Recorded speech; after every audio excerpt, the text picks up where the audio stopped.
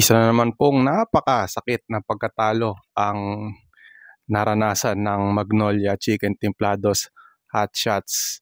At ayun nga, natalo yung Magnolia kontra sa San Miguel Beer kanina sa score na 85-78. At punta natin yung yung mga final moments ng game na yun, no? Yung larong yun. So Marcio Lassiter hitting two crucial 3-pointers, no, na nagbigay sa kanila sa kalamangan. Actually, down by 2. Kung di tayo nagkakamali, no, down by 2 yung San Miguel. Parang anong score ata is something like 76-74. At doon nakumana itong si Marcio Lassiter, who struggled actually in the game.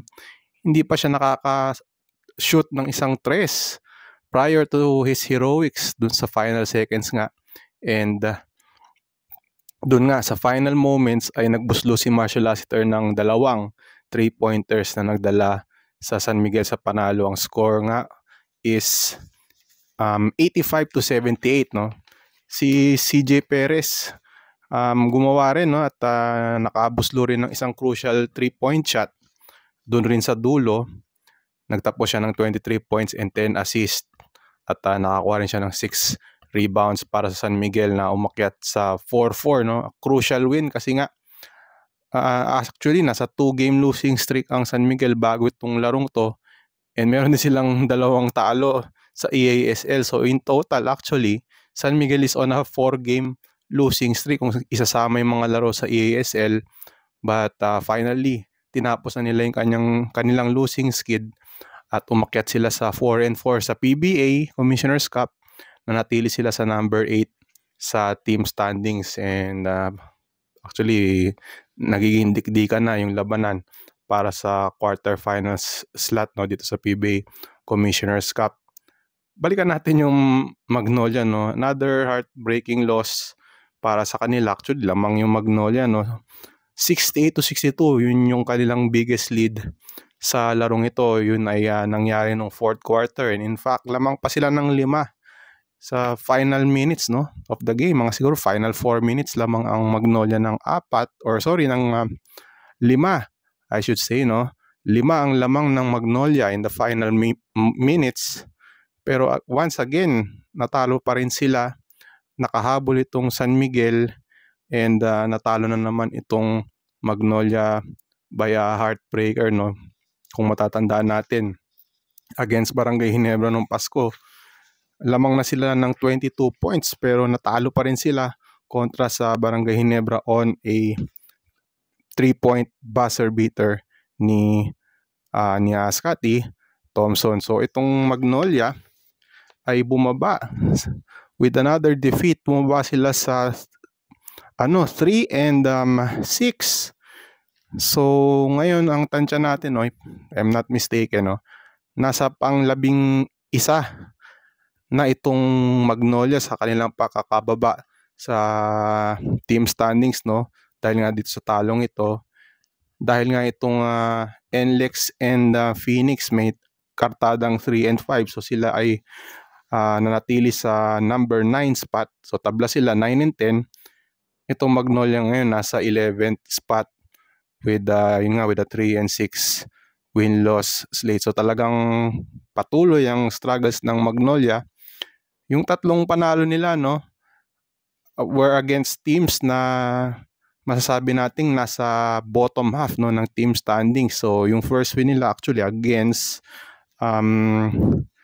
Blackwater, no, na nasa ilalim din. Yung kanilang pangalawang panalo was against NLEX, no, na halos karango nila sa team standings right now.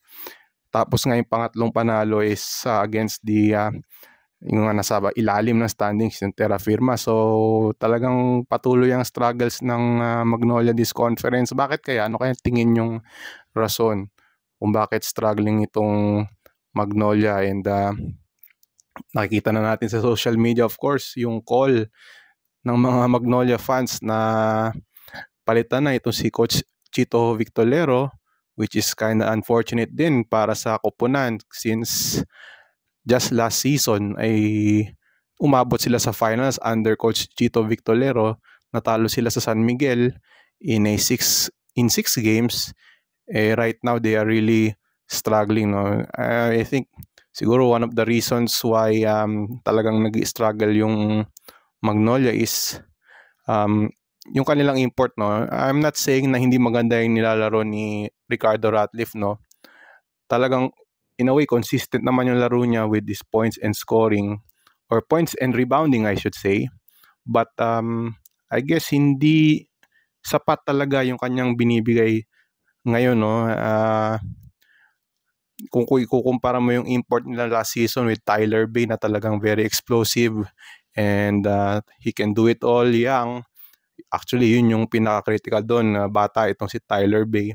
Itong si Ricardo Ratliff, medyo nagkakaedad na rin. Pero you can see, no, pag sa stats titignan mo, maganda with scoring and rebounding. But I guess they need someone na yung medyo, based on sa nakita natin last season, maybe they need someone who can really score. Yung siguro maybe yung a wing na import who can pwedeng makachop kila RHJ and Brownlee, mga ganong klaseng import who can really score in bunches, no, katulad nung panahon ni Tyler Bay na very versatile. So I guess yun talagang siguro yung fit din, sa pagdating sa import ay siguro isa sa mga naging problema nila. But so far Magnolia is sticking with Ricardo Ratliff. In fact, in fairness to Ricardo Ratliff, sabi naman ni Coach Chito Victorero after the game against Terra Firma, may iniindang shoulder injury itong si Ricardo Ratliff, at gumaling na itong si Ricardo Ratliff after that holiday break. Nakapagpahinga siya and he was able to heal up, at kita naman sa performance against Terra Firma na umiscore siya ng talagang, I think umabot pa ng 30 points mahigit yung scoring ni Ricardo Ratliff in that game. I don't have his stats right now, but impressive yung kanyang linaro against Terra Firma. But for this game, kung titingnan natin yung stats niya against San Miguel, maganda rin naman, 24 points and 15 rebounds, but still not enough. Siguro nga yung sa pagdating sa fit ng import is siguro hindi yun yung right fit right now, no, yung si Ricardo Ratliff. Maybe in past conferences, past seasons, maybe he would be a good fit, but right now talagang kulang. Yung kulang pa siguro yung production ni Ricardo Ratliff even with these numbers. But yun nga, siguro yung injuries din is also one of the reasons why they are struggling right now. Si Paulie hindi nakapaglaro due to a meniscus injury. I think meniscus tear, no? Yung kanyang injury would have been another spark plug for Magnolia, even though may times na he's struggling, but still a weapon for Magnolia. Pero ngayon he's out, and ayun, medyo maraming mabigat ang magiging kakaharapin na Magnolia. At inamin naman niya ni Mark Parroca after the game, nakausap natin siya, and talagang parang dadaan na sila sa butas ng karayom right now, no. They have 4 remaining games, at kung titingnan natin yung schedule of games nila, it's going to be tough, no. Very difficult yung kanilang magiging schedule in the coming games, no, with Magnolia. Check lang natin yung schedule, no. With Magnolia facing Phoenix, no, on Thursday. Very crucial yan dahil sila yung talagang naglalaban para dun sa final playoff spots dun sa ilalim. And then meron pa silang laro against sa 26 yan, no, kung di ako nagkakamali, against Eastern. So may laro pa sila against Eastern, and then sa 31 kalaban nila yung Meralco Bolts, no, sa final elimination round game of the Commissioner's Cup. So mahirap ang tatahakin ng Magnolia sa mga susunod na laro nila. So kayo, anong tingin nyo? Bakit struggling ngayon ang Magnolia? Just comment down below, no, sa ating dito sa ating video, no. First game naman, of course yung first game, so Ginebra playing Blackwater, and Ang storya nung first game natin is yung return. Yung return ni Jamie Malonzo sa Barangay Ginebra. Played this first game in 9 months, no? 9 long months. At yun nga, no, nanalo ang Ginebra sa score na 86-63. Kalaban nilang Blackwater. Justin Brownlee, 18.7 rebounds and 4 assists. RJ Barrientos, 15 points, 2 for 6 from threes. And then si Japet Aguilar, 10.7 rebounds. But again, the story of this matchup ay yung pagbabalik ni Jamie Malonzo from a calf injury na kanyang nakuha nung last April pa, no, April 14 to be exact, against Northport. And since then, di na nakalaro si Jamie Malonzo, no. Halos 9 months din siyang nawala, no, if tama yung bilang ko, May, June, July, August, September, October, November, December. Tama, 9 months. 9 months na hindi nakapaglaro si Jamie Malonzo, and finally he's back on the court. Actually, ilang games na rin nating hinihintay yung pagbabalik ni Jamie Malonzo. We all thought that nung January 5 to open up the year, baka makalaro na si Jamie Malonzo kasi nga na-activate na siya sa roster ng Ginebra, but Coach Tim Con decided to sit him out.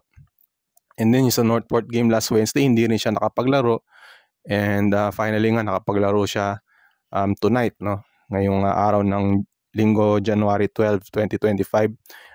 Actually, sabi ni Coach Tim and even si Jamie Malonzo, ang plano talaga, actually, dapat lalaro na si Jamie Malonzo nung Northport game, no? Last Wednesday. Pero ang nangyari kasi, nagkasakit, nagkaroon ng parang flu itong si Jamie Malonzo, kaya may mga araw siyang hindi nakapag-ensayo at hindi siya handa para sa game na yun against Northport. But ngayon gumaling na nga from the illness si Jamie Malonzo at yun, nakapaglaro na for tonight's game against Blackwater. Ang stats ni Jamie Malonzo in his first game back, 8 points and 3 rebounds, 1 steal in 10 minutes of play. And actually, ang talagang highlight of his return is yung kanyang dunk na two-hand slam during the, I believe it was in the third quarter, no? Yung kanyang dunk in that game against Blackwater. And a big credit also goes to Scottie Thompson. Actually, kung hindi nyo pa napanood yung nangyari, parang fast break opportunity to, no? Easily, pwedeng si Scottie na yung mag-score doon sa play na yon, but credit to him, gusto niyang bigyan ng confidence itong si Jamie Malonzo, and itong si Jamie Malonzo naman binigay yung inihintay ng Ginebra fans, no? Yung nakita uli ng fans yung usual na nakita kay Jamie Malonzo, yung kanyang slam dunk, no, na yun nga kanyang na-execute nung third quarter. Nung nakausap natin si Jamie Malonzo after the game, sabi niya halo-halong emotion, no? Excited at kinakabahan din, especially during dun sa slam dunk na ginawa niya nung third quarter, kasi nga parang hindi pa niya alam hindi niya alam what to expect. Kinakabahan siya para sa sarili niya, no, nung may nakita siyang open lane and he had a chance to make a slam dunk. And, sabi niya he was nervous for himself, but nung na-execute naman niya parang masarap sa kanyang pakiramdam na na-execute niya yung dunk na talaga namang usually na nakikita natin sa kanya, no. Ibinunyag din ni Jamie Malonzo na he's on minutes restriction, so we don't expect him to play more sa mga early part or sa first few games niya. But sabi naman ni Coach Tim Cohn, eventually he will get his minutes with more time sa practice and with more games. Fans can expect na aakyat yung minutes ni Jamie Malonzo para sa Barangay Ginebra, no. So yung Ginebra, we check on their standings. Ang Ginebra has a 6-3 win-loss record, no. They are now tied with the likes of Eastern and I believe Meralco rin, no. Meralco, we'll check on that, no. But definitely tabla na ang Barangay Ginebra with Eastern, no, with a 6-3 win-loss record. So nakikita natin talagang yung playoff chase, yung race for the quarterfinals humihigpit na, no? For Blackwater, sumadsad sila sa record na 1-7. So tough times ahead for Blackwater. Nasa ilalim sila, and for this game hindi naglaro si Cedric Bearfield as well as yung si RK Ilaga, no, na parang guard combo nila, mga 1-2 punch sa guard position ng itong dalawang ito, pero they have missed the last 2 games. So again, tough times ahead para dito sa Blackwater Bossing. So yan, dyan nagtatapos yung ating recap, no, for the Sunday games. Magbabalik ang PBA sa Tuesday. We check on the schedule of games sa Tuesday, and that will happen sa Ninoy Aquino Stadium January 14. Meralco against Northport and Converge versus Rain or Shine. Magagandang laro ito, no? At abangan natin yan, yung mga larong yan sa Tuesday again sa Ninoy Aquino Stadium January 14. So yan, dyan na po nagtatapos ang ating recap of the Sunday games. Ako po si Ruben Terrado, and thank you for your support. Please read our articles sa spin.ph for more details on the games, and watch our YouTube channel for interviews and sidelights, sidebars sa world ng PBA and even other sports as well. So again, magandang araw sa inyong lahat. Thanks for watching, and we'll see you next time.